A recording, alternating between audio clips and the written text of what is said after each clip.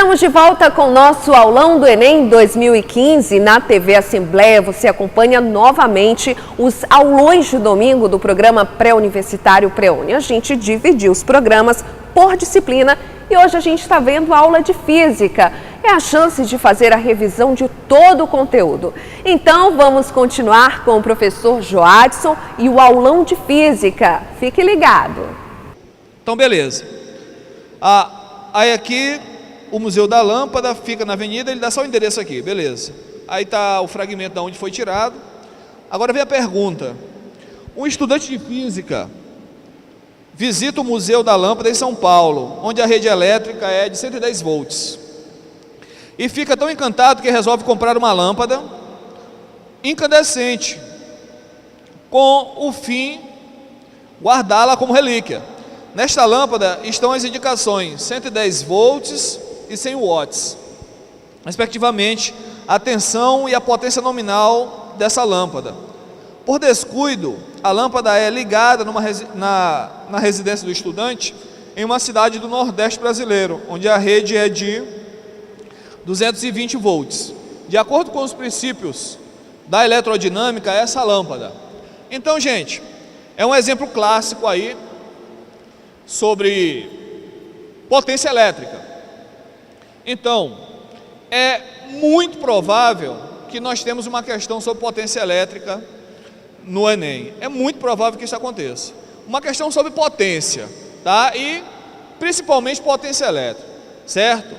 Ele fala sobre valores nominais. É importante isso, falar sobre valores nominais. Que valores são esses? São os valores que estão escritos na embalagem de apresentação do produto. Você vai ao supermercado, hoje vende-se lâmpada em supermercado, você vai ao supermercado e compra uma lâmpada lá, na embalagem de apresentação do produto tem assim, ó, 220 volts e 100 watts. Não é preciso, não é necessário explicar o que significa isso. Nós aqui, que estamos saindo do ensino médio, estamos concluindo a educação básica, temos a obrigação de interpretar aquilo ali. Então, quando ele fala, no texto diz assim, ó, lá na embalagem do produto tem 110 watts com 100 volts. Significa dizer assim, ó, o fabricante que fez, ele diz, olha, eu fiz essa lâmpada para ser ligada em 110. Se você fizer isso, ela brilha com 100 watts. A potência está em watts. É sinônimo de brilho, gente. Quanto maior a potência, maior vai ser o brilho da luz, menor potência, brilho da lâmpada, perdão. Quanto maior a potência, maior o brilho da lâmpada, quanto menor a potência, menor o brilho da lâmpada, tá? Beleza, então, quanto maior a potência, mais essa lâmpada vai brilhar. E essa unidade de medida é o watts, tá? Comprei uma lâmpada de 100 watts, antigamente falava-se em 100 velas, tá? Mas hoje não se usa mais esse termo, é 100 watts, 80 watts, 50 watts, 40 watts, certo? Beleza, então essa lâmpada, deixa eu repetir, o fabricante disse assim, ó, essa lâmpada eu fabriquei para ela ser ligada em 110 volts, que é a tensão da rede, a diferença de potencial, a DDP lá na tomada, certo? E se você fizer isso, ligar em 110 volts, ela brilha com 100 watts. Gente, mas eu acredito no seguinte, que a partir do momento que eu comprei a lâmpada, ela é minha, eu ligo onde eu quiser, certo? Eu posso ligar em 110? Posso, mas a lâmpada é minha, eu posso ligar em 220, porém tem que arcar com as consequências, certo? E a gente vai analisar quais são as consequências de você ligar um aparelho que foi projetado para 110 em uma tensão de 220. Vamos aqui na tela. Olha só. Lembrando a expressão de potência, existem algumas expressões, algumas fórmulas, algumas expressões algébricas que nós chamamos de fórmulas, que não tem jeito, moçada, a gente vai ter que decorar mesmo. Essa daqui é uma delas, mas é fácil de decorar, ó, piu-piu, P igual a I vezes U, potência elétrica é igual a intensidade da corrente vezes a DDP.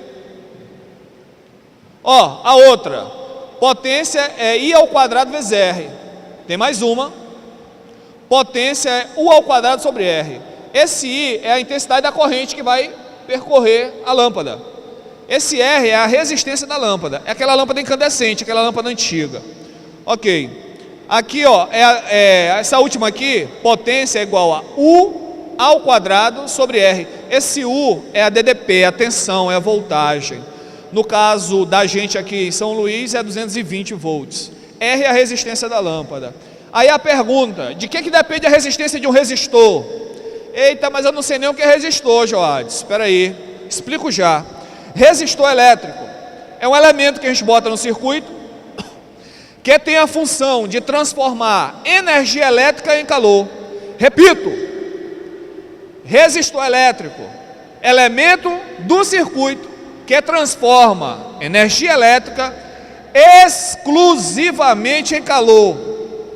Falo de novo, elemento do circuito que gera calor, só calor, aquecedores elétricos. Os aquecedores elétricos são resistores, tá bom? De que depende a resistência de um resistor? Aí tem gente que pensa aquela formulazinha, galera do terceiro ano da elerodinâmica, pensa assim, U é igual a R vezes I, a lei de Ohm, primeira lei de Ohm, U é igual a R vezes I. Joás, eu sei, a resistência de um resistor depende da DDP e depende da corrente, depende do U e do I. É errado. De que depende a resistência de um resistor? Vamos lá. Olha só. A resistência de um resistor depende da resistividade, tá? Essa letrinha aqui grega é um Rho, depende da resistividade, que é uma característica do material. Cada material tem sua resistividade elétrica, depende do comprimento e depende da área de secção do fio. Essa área de secção, sabe o que é, gente? É a bitola do fio, é a grossura do fio, certo? Então, se o fio é grosso, a área é grande, a resistência é pequena. Atenção para cá, ó. Resistência inversamente proporcional à área. Quanto mais grosso for o fio, menor é a resistência dele. Quanto mais fino for o fio, maior é a resistência dele. A resistência também depende do comprimento. É diretamente proporcional, ó, numerador.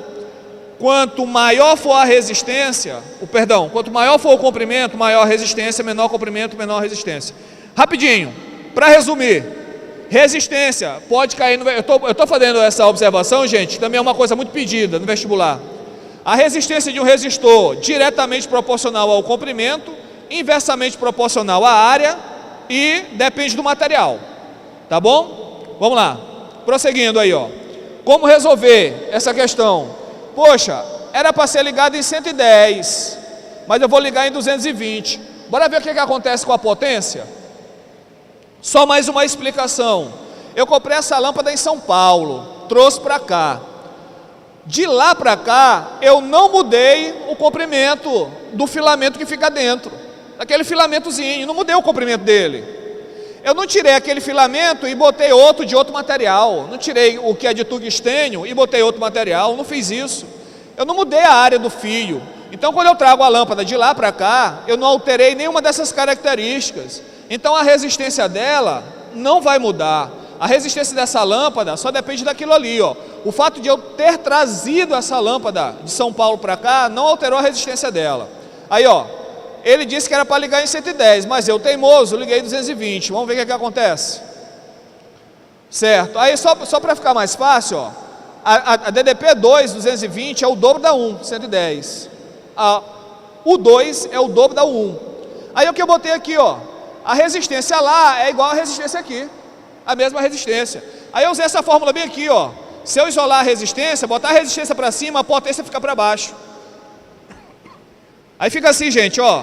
A resistência 1, DDP1 ao quadrado dividido pela potência 1, igual resistência 2, DDP2 ao quadrado dividido pela potência 2. Vamos lá? DDP1 ao quadrado dividido pela potência 1 permanece. Aí, ó, essa relação aqui, ó, eu substituí aqui, ó. No lugar de DDP2, botei duas vezes a DDP1 ao quadrado. Aí, ó, esse é o quadrado aqui, vai para o 2 e para o 1. Vamos ver o que acontece. Daqui, ó, fica DDP1 ao quadrado é igual 2 ao quadrado dá 4. O 1 ao quadrado, 1 ao quadrado. DDP1 ao quadrado, DDP1 ao quadrado, cancela. Meios pelos extremos, nós temos potência 2 igual. Vamos lá. Potência 2, 4 vezes a potência 1. Então, se a potência 1 era de 100 watts, não está aqui, mas é de 100 watts, está no exercício. A potência 2 vai ser de quanto? 400 watts, tá? Olha que interessante, trouxe de lá para cá, botei numa tensão 2 vezes maior. O que aconteceu? Brilhou 4 vezes mais. Ah, Joades, então eu vou fazer só isso agora. Vou só comprar de 110 para ligar em 220 porque vai brilhar mais. Porém, gente, esse brilho é devido ao aquecimento. Vai superaquecer, vai aquecer mais do que a expectativa. E aí, possivelmente, queima, certo? Então, se ligarmos um aparelho de 110 em uma tensão de 220, a potência dele vai aumentar muito. Possivelmente, ele queima. Se fizermos o contrário, tem um aparelho de 220 que eu quero ligar em 110, ele vai trabalhar numa potência menor, ele vai te fornecer o que era para fornecer numa potência inferior, porém não queima, tá? Repito, se é numa tensão menor, foi fabricado para 110, eu ligar em 220, a potência aumenta e possivelmente queima. Se era para ligar em 220 e eu ligo em 110, a potência diminui, porém não queima. Agora falta a gente procurar a opção correta, não é não? Letra A, a lâmpada não vai acender, está dizendo aí, ó, não acenderá, pois a tensão nominal da lâmpada é inferior à da rede elétrica na cidade natal do estudante. Verdadeiro? Falso, né? Letra B, não acenderá, pois há nessas lâmpadas um dispositivo de segurança que impede a passagem de corrente elétrica superiores às suportadas pela lâmpada. Não existe. Qual seria esse dispositivo de segurança? Será que alguém sabe? Fusível. Mas essas lâmpadas não têm fusíveis, tá? Letra C, acenderá com brilho intenso, equivalente a uma potência de 400 watts, apagando alguns segundos depois pela fusão do material de tungstênio do filamento. Queima o filamento. É uma probabilidade de acontecer. Letra D, acenderá com brilho normal, nem leio mais o resto. Letra E, acenderá com brilho fraco, também não vou mais ler, porque o brilho vai ser bem maior. Resposta, letra C. Beleza. Ok, então vamos passar para a 7ª questão.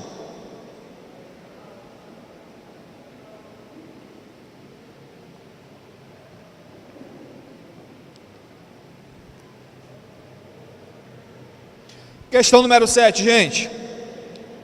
Leia o texto. 4, 3, 2, 1, vá. O relógio marcava 9 horas e 32 minutos, 4 horas e 32 minutos em Brasília, na sala de comando da Organização Europeia de Pesquisa Nuclear, na fronteira da Suíça com a França, quando o narrador anunciou o surgimento de um flash branco nos 2 telões. Era sinal de que o experimento científico mais caro e mais complexo da humanidade tinha dado seus primeiros passos rumo à simulação do Big Bang, a grande explosão que originou o universo. A plateia, formada por jornalistas e cientistas, comemorou com aplausos assim que o primeiro feixe de prótons foi injetado no interior do grande colisor de hadrons, o LHC, um túnel de 27 quilômetros de circunferência. Atenção, não é mentira isso. Um túnel de 27 quilômetros de máquina. A máquina tem 27 quilômetros de comprimento, tá? Construído a 100 metros de profundidade. 2 horas depois, o segundo feixe foi lançado em sentido contrário. Os feixes vão atingir velocidades próximas à da luz e então colidirão um com o outro. Essa colisão poderá ajudar a decifrar mistérios do universo. Ok. Aí tem aqui da onde tirou o fragmento do texto. Segundo o texto, o experimento no LHC fornecerá dados que possibilitarão decifrar os mistérios do universo. Para analisar esses dados provenientes das colisões no LHC, os pesquisadores utilizaram os princípios das transformações de energia. Sabendo desses princípios, pode afirmar que, gente, aí quem estuda, quem terminou o 3º ano, está fazendo o 3º ano, lá no finalzinho do 3º ano, nós temos uma unidade chamada magnetismo, tá? E nessa unidade de magnetismo, nós temos um capítulo chamado de força magnética.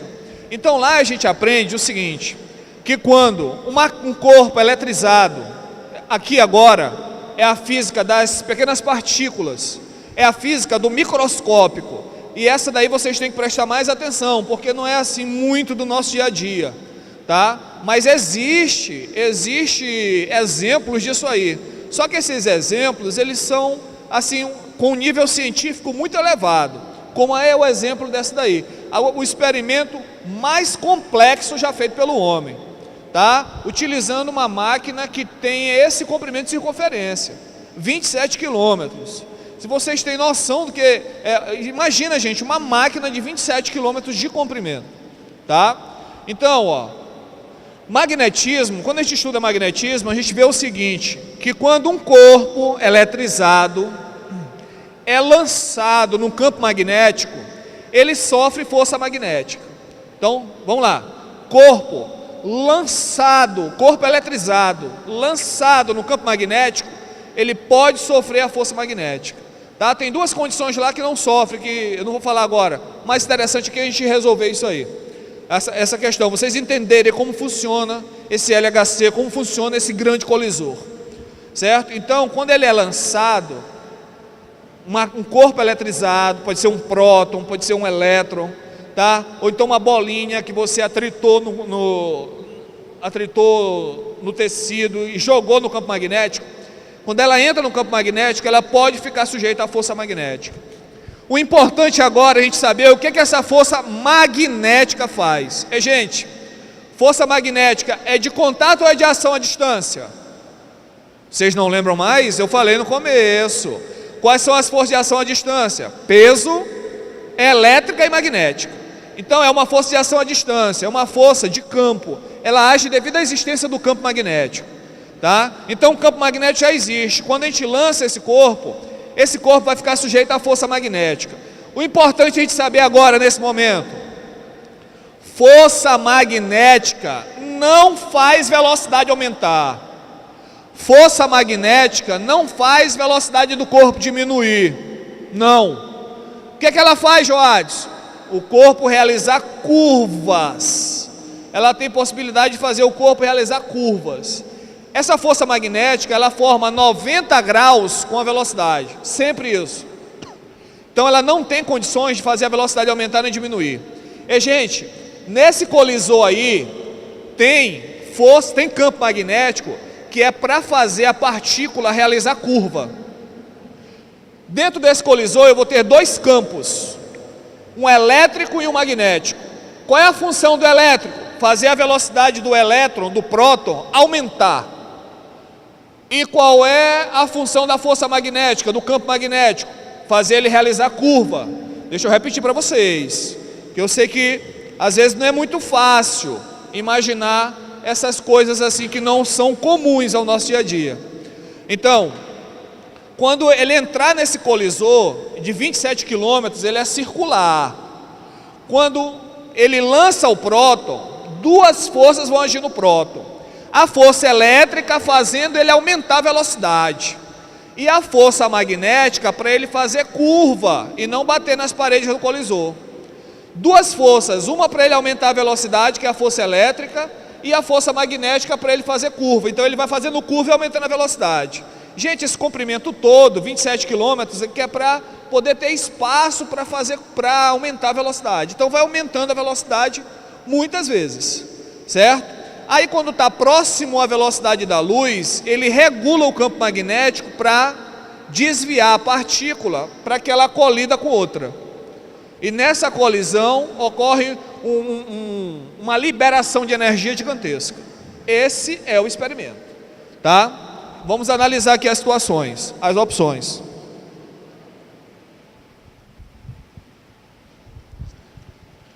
Questão número 7, né? Está aqui, letra A. As colisões podem ser elásticas ou inelásticas, e em ambos os casos a energia cinética total se dissipa na colisão. Com relação a essas colisões mecânicas, choques mecânicos ou colisões, elas podem ser perfeitamente elásticas, parcialmente elásticas e inelásticas. São os tipos de colisões que nós estudamos na mecânica. e só as colisões perfeitamente elásticas, a energia se conserva, a energia cinética se conserva. Então aqui, ó, a energia cinética total se dissipa na colisão? Não. Nas perfeitamente elásticas e nas parcialmente elásticas, a energia cinética total não se dissipa na colisão. Está errado por isso. Letra B, a energia dos aceleradores é proveniente da energia liberada nas reações químicas no feixe injetado no interior do grande colisor. Eu não falei, quando eu expliquei para vocês sobre esse colisor, ó, para a gente responder, a gente tem que entender um pouquinho sobre ele, foi o que eu acabei de explicar. Geralmente os professores do terceiro ano, quando estão falando de magnetismo, tocam nesse assunto que é recente, tá? E eu expliquei para vocês, não tem reações químicas, são forças elétrica e magnética que agem nele. Está errado isso aí. Letra C, o feixe de partículas, que é o feixe de prótons, adquire energia cinética, aumenta a velocidade, proveniente de transformações de energia ocorrida na interação do feixe com o acelerador. Quando os feixes eles entram no acelerador, eles vão interagir. O próton interage com o campo elétrico, aumentando a velocidade, ganhando energia cinética. O próton interage com o campo magnético, fazendo curva. Então, o ganho de energia é proveniente das interações do feixe com o acelerador. Beleza, também resposta à letra C. Vamos ver a letra D. Os aceleradores produzem campos magnéticos que não interagem com o feixe. Poxa, se tem um campo magnético, vai produzir campo magnético, por que ele não vai interagir com o feixe? Tá? Ele interage sim, fazendo o feixe realizar curva. Letra E. A velocidade das partículas do feixe é irrelevante nos processos de transferência de energia nas colisões, sendo a massa da partícula um fator preponderante. Quer dizer que é besteira fazer uma máquina dessa de 27 km de comprimento para ela acelerar a partícula, para que a partícula fique próxima da velocidade da luz, já que a velocidade é irrelevante. Pô, nada a ver, né, gente? A velocidade é fator preponderante aí, para quando ocorrer a colisão, haja essa liberação de energia. Então, essa daí foi um pouquinho mais complexa, a gente tinha que entender um pouquinho de colisores. Falei para vocês, falei sobre força magnética, falei sobre força elétrica, que aumenta, diminui a velocidade, falei sobre força magnética, que realiza a curva, deu para vocês entenderem um pouquinho. Resposta certa, letra C. Beleza, vamos para a próxima. Uma estudante que ingressou na universidade, pela primeira vez está morando longe da família, recebe a sua primeira conta de luz. Aí está aqui, gente, a conta para ela se surpreender com o valor lá, tá? Daqui a pouco a gente analisa essa conta. Se essa estudante comprar um secador de cabelos que consome 1000 watts de potência, e considerando que ela e suas 3 amigas, tá? A gente vai só consertar isso aí, ela e suas 2 amigas, tá? Não são 3. No total são 3 pessoas. Utilizem esse aparelho por 20 minutos, cada uma durante 20 dias no mês. O acréscimo em reais na sua conta mensal será de quanto? Então ela recebeu a primeira conta. A primeira conta, vamos lá embaixo, espera aí, vamos ver aqui, ó. Na segunda linha, na primeira linha nós temos consumo, né? Embaixo do consumo tem qual valor? 260 kW. Esse 260 kWh. Energia elétrica, ela é cobrada da gente em kWh, tá? É a unidade de energia elétrica que a companhia, as concessionárias de energia cobram da gente. E, gente, quilowatts por hora está errado. É quilowatts hora mesmo. 260 kWh foi o consumo de energia elétrica dessa residência durante o mês. Esses outros valores são irrelevantes. Base do cálculo de ICMS seria o valor líquido, R$ 130. Então, por 260 kWh, ela teria que pagar R$ 130. Porém, agora vem o quê? As alíquotas de imposto. 25% em média, e que dá 25% de 130, dá R$ 32,50 e o total que ela vai ter que pagar é R$ 162,50. Isso ela pagou antes dela ter comprado o secador de cabelo. Agora, ela comprou um secador de cabelos, potência dele 1000 watts, tá? E ela e mais duas amigas vão usar. As 3 pessoas usam por dia, em média, 20 minutos, durante 20 dias. Eu quero saber quanto isso vai dar no final do mês, mas só o secador, só o consumo adicional do secador, vai dar quanto? Vamos ver aqui no telão. Ó,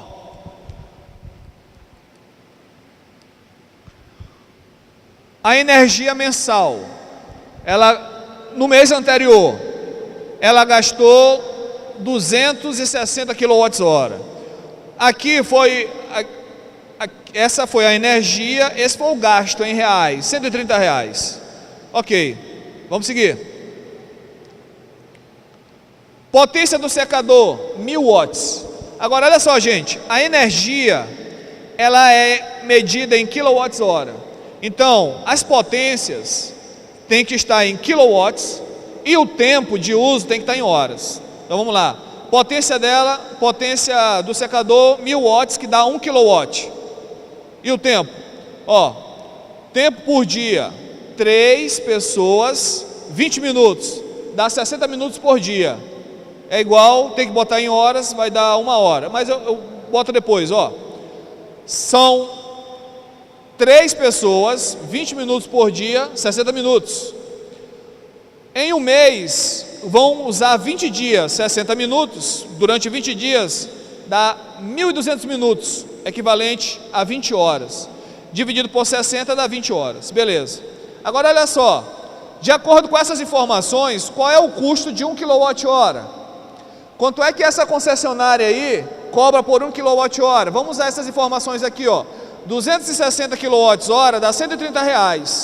1 kWh eu botei como X ali, fazendo regra de 3. Tá? Então vamos lá, seguindo, mês pelos extremos. 260 vezes X, 260X, 1 vezes 130, 130. 260 vai passar dividindo aqui, fica como? 130 dividido por 260, dá 1/2, 0,5, 0,50. Aí, onde ela mora, 1 kWh custa 50 centavos de real. Tá bom? Então fiz aquela regra de 3 ali, para a gente saber quanto é, com essas informações extraídas da conta, para sabermos quanto custa 1 kWh. Ok, vamos lá. Agora, potência do secador de cabelo. Ó, perdão, a energia gasta pelo secador. E, gente, quando vocês forem fazer essa prova aí, no final de outubro, essa formulazinha aqui não pode ser esquecida. Cai muito no vestibular, é muito recorrente no vestibular. Essa expressão aqui, ó, para cálculo de energia elétrica de um aparelho. Então, o cálculo da energia elétrica é a potência dele vezes o tempo de uso. Então, qual é a potência dele? Quanto tempo eu usei esse aparelho? Tá? Então, essa fórmula aqui, ó, é muito importante. Quer saber o consumo de energia elétrica de um ar-condicionado? Então, é só pegar a potência do ar-condicionado, que está lá ao lado, tem um selo do Inmetro, onde tem a potência, e multiplicar pelo tempo que você usa esse ar-condicionado em um mês. No caso do nosso secador, qual foi a potência do secador em kWh? 1 kWh. E o tempo? 20 horas por mês. E nós temos o cálculo, deu 20 horas por mês. Secador, a energia gasta pelo secador, 20 kWh. Se vocês lembrarem, o consumo dela foi de 260 kWh, mas tudo. Quando ela comprou esse secador, só a energia gasta, consumida pelo secador, no mês deu 20 kWh.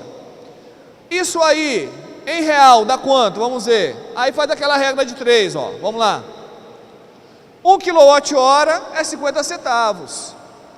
20 kWh, qual é o gasto do secador aí, ó? Aí mês pelos extremos, gasto em reais vezes 1 dá o gasto. 20 vezes 50 centavos, R$10.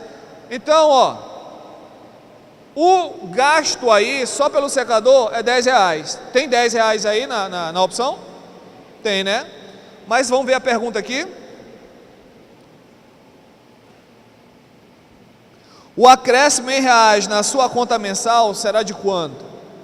Aí foi o acréscimo que teve devido ao uso do secador. Porém, quando vamos pagar, tem que pagar os tributos também. Então tem uma alíquota de tributo, deu quanto por cento aí essa alíquota? Tem gente já marcando 10, não pode. Vamos prestar atenção, mas a questão é assim mesmo. Ele coloca esse 10 aí para você ir afobado e marcar. Então, mas vamos ver aqui, está faltando um imposto, tem que pagar um imposto. Continua, por favor. Então, ó, a alíquota de imposto, ó, o gasto do secador mais o imposto. O imposto é de 25%. Então, ó, é o R$10. Aí eu poderia fazer uma regra de 3, ó. R$10 é 100%. Quanto custa X seria 25%. Para eu saber quanto é que é 25% de 10. Mas eu fiz diferente. A questão matemática vocês podem fazer da forma que vocês acharem melhor, né? Que vocês têm mais prática, mais habilidade. Tá? Aqui eu fiz assim, ó, eu multipliquei por 1,25, porque é 1 que é o gasto mesmo e 0,25 que é do imposto. Tá? Então aqui, ó, vai ficar 10 vezes 1,25, dá R$12,50, certo? Então vamos clicar aí. Então, o custo, R$12,50, porque foi 10 do consumo mesmo, com mais 25% de alíquota de imposto. Então, resposta, 12,5, letra B. Não é isso, gente? Ok, obrigado. Resposta certa, letra B. Vamos para a questão número 9.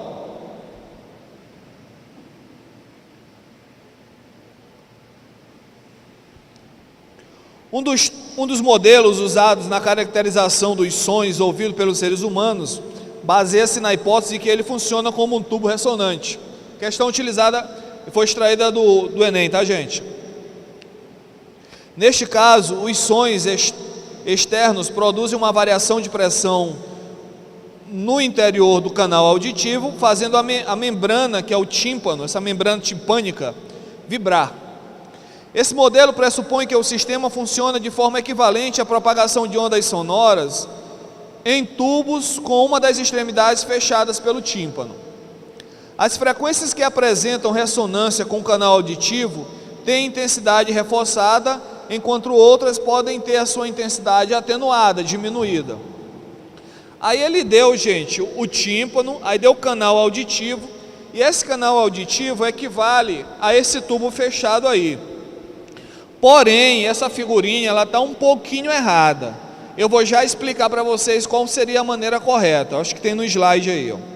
Considere que, no caso de ressonância, ocorra um nó sobre o tímpano. Ó, é assim, ó. É um nó sobre o tímpano e ocorra um ventre da onda na saída do canal auditivo. Isso está certo, a figura não está correta, mas a gente vai já corrigir. No canal auditivo de comprimento L igual a 3,4 centímetros.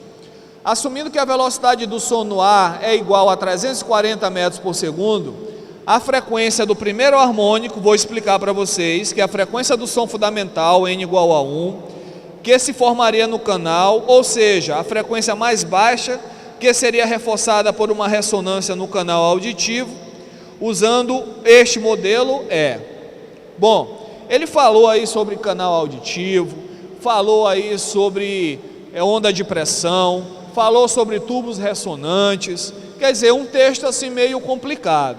Mas quem teve acesso ao capítulo de acústica, que geralmente ele é dado lá no final do segundo ano, tem uma parte da acústica que fala sobre tubos sonoros.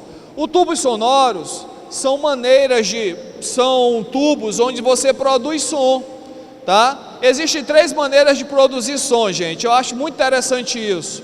Você pode produzir som por cordas vibrantes, que são os instrumentos de corda, como violão, como guitarra. Piano também é instrumento de corda, tá bom? Quando você toca uma tecla do piano, tem um martelinho lá que bate na corda, tá?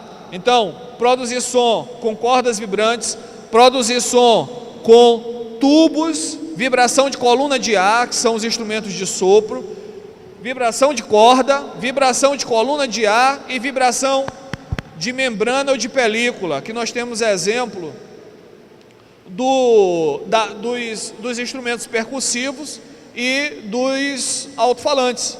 Deixa eu repetir para vocês: produção de som, vibração de corda, vibração de coluna de ar, vibração de membrana, tá? Então esse assunto ele pega vibração de coluna de ar. Vamos ver como é que funciona a produção de som através de vibração de coluna de ar. Vamos lá, questão número 9. Essa sim seria a figura certa, olha só. Aqui seria o canal auditivo e bem aqui é o tímpano. O tímpano da gente ficaria bem aqui. Essa figura aí, ela não está correta. Se vocês olharem, essa parte aberta é que fica no tímpano. Seria o inverso. Essa daqui é apenas uma configuração. A outra configuração é essa daqui, ó. Essa daqui é uma segunda configuração. Eu tenho várias configurações. Cada uma dessa é um harmônico. Essa maneira aqui, ó, para quem fez isso, para quem estudou isso aí, lembra que é só para a gente lembrar que essa maneira é a maneira mais simples do som vibrar. Isso aqui é um tubo fechado, porque o que é um tubo fechado? É um tubo que contém uma das extremidades fechadas, tá? O tubo ele é considerado fechado quando tiver uma das extremidades fechadas e aberto quando tiver aberto nas duas extremidades. Então isso aqui é um tubo fechado, beleza? Ok? E essa é a maneira mais simples de vibrar. Essa é a segunda maneira mais simples de vibrar. Então, essa daqui é o que ele fala. Diz, olha, qual é a maneira mais simples de vibrar? É essa bem aqui. Gente, como eu falei, em algumas partes da física, tem algumas formulazinhas que a gente tem que saber. Essa daqui também é uma delas. Vamos lá seguir. Vamos ver qual é a... Olha, essa é a formulazinha que a gente utiliza para tubos sonoros fechados. Ó. N, frequência do enésimo harmônico, que pode ser qualquer harmônico, tá? A frequência do enésimo harmônico é igual a N vezes V dividido por 4L. N é o número de ordem do harmônico, se é o primeiro, se é o segundo, se é o terceiro. Detalhe, tubo fechado só tem harmônico de ordem ímpar. É só primeiro, terceiro, quinto, sétimo, nono. Então esse N aqui, para tubo fechado, esse N aqui é ímpar. Joad, se tubo aberto tem todos os harmônicos. E a formulazinha só muda, no lugar de 4 é 2. Tá? Então aqui é para tubo fechado. Beleza, então N é o número de ordem do harmônico, V é a velocidade do som, L é o comprimento do tubo. Então agora vamos ver. A maneira mais simples é o primeiro harmônico. Tá? Então fica 1V sobre 4L. Vamos substituir aí, ó. Velocidade do som, vamos lá, seguindo, ó, frequência do primeiro harmônico é 1, que é o número de ordem, primeiro harmônico, 340 é a velocidade do som, dividido por 4 vezes, aqui ó, 0,034 é o comprimento do tubo, que é 3,4 centímetros, transformando em metro, tá? Divide por 100. 3,4 centímetros transformado em metros. Aí fica 0,034. Então, vamos ver quanto é que dá essa conta aí. Vai ficar em cima. Dá para dar uma simplificada, vai ficar 10.000 dividido por 4, 2.500 Hz. Então, essa frequência aí é de 2.500 Hz. Dividindo aí por 1.000. Vai dar 2,5 mil Hz. 2,5 kHz, resposta certa, letra B. Essa questão ela foi mais técnica, ela foi mais pontual, ela necessitava dessas informações aqui, ó, preliminares. Tá? Dessas informações aqui da fórmula lá para tubos fechados. Então o intuito foi esse, falar um pouquinho sobre tubo fechado, que só tem harmônicos de ordem ímpar, e aquele Nzinho ali é o número de ordem do harmônico, vai ser o primeiro, o terceiro, o quinto, o sétimo. E se o tubo for aberto, ele é aberto nas duas extremidades, e só muda esse 4 aqui para o 2. Tá bom? Resposta certa, letra B. Vamos para a nossa última questão aí, gente.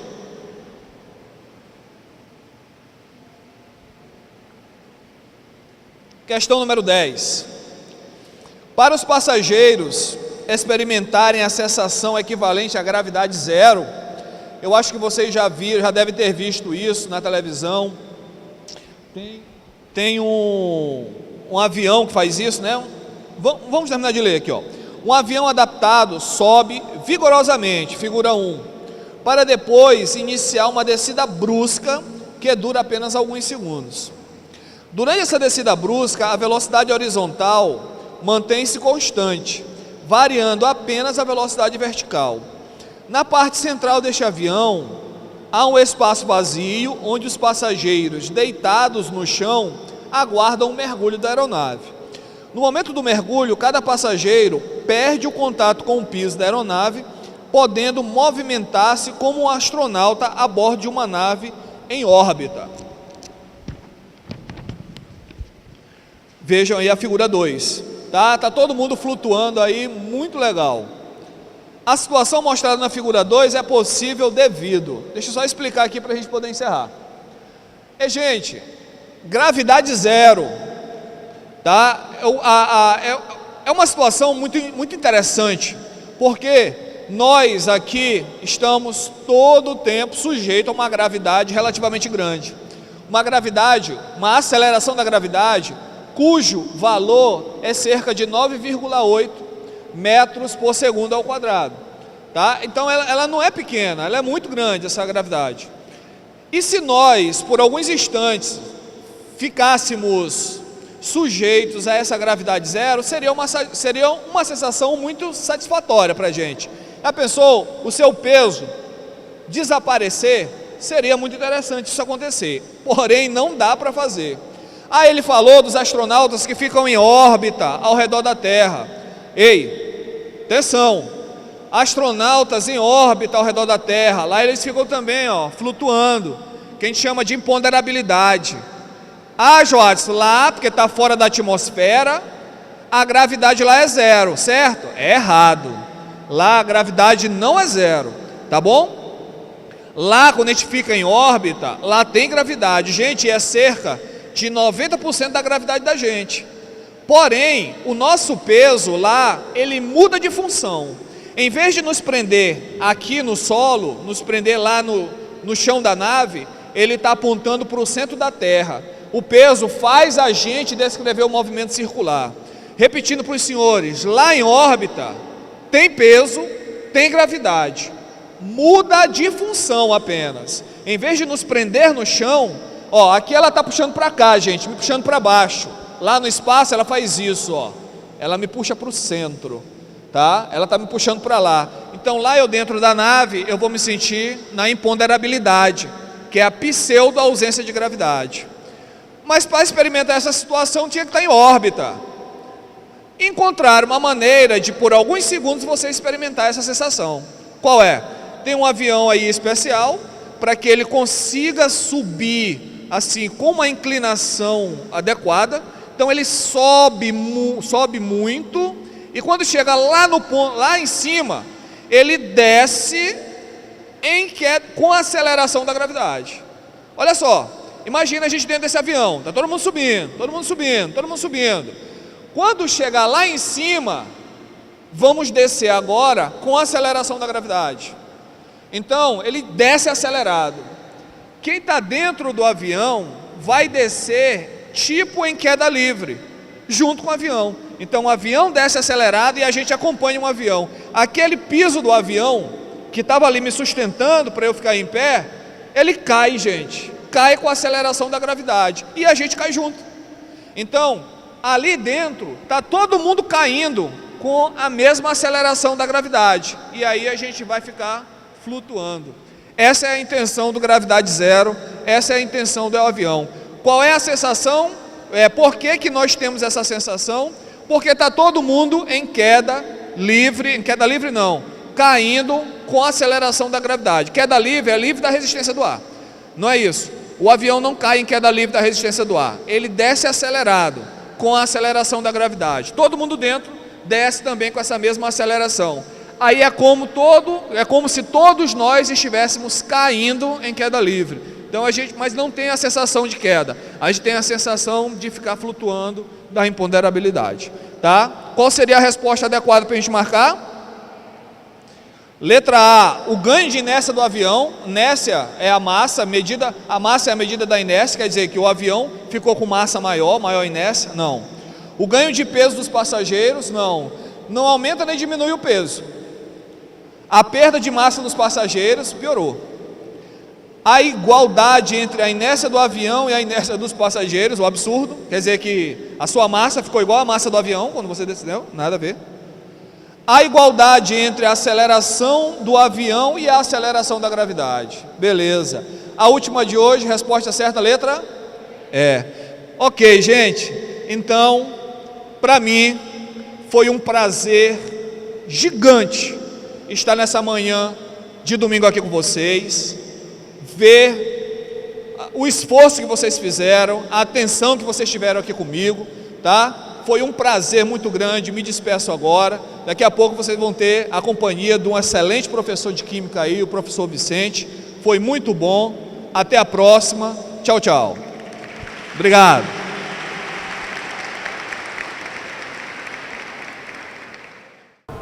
E a gente viu o aulão de Física. Além de acompanhar as revisões aqui, você também pode baixar essas aulas. Todo o programa está disponível no site al.ma.leg.br, ok? Eu vou ficando por aqui, mas antes de encerrar o nosso aulão de hoje, eu quero lembrar que neste domingo não vai ter aulão lá no ginásio do antigo Colégio Marista. Os professores vão fazer os aulões no interior do estado. É que esse projeto da Secretaria de Ciência, Tecnologia e Inovação é para todo o Maranhão, para os estudantes de todo o estado. E agora sim, eu encerro o nosso programa de hoje. A gente tem um encontro marcado às 7 da manhã de sexta-feira, bem cedinho, com o nosso aulão do Enem 2015. E amanhã vamos ver a aula de Biologia. Eu espero você, tá combinado. Até amanhã.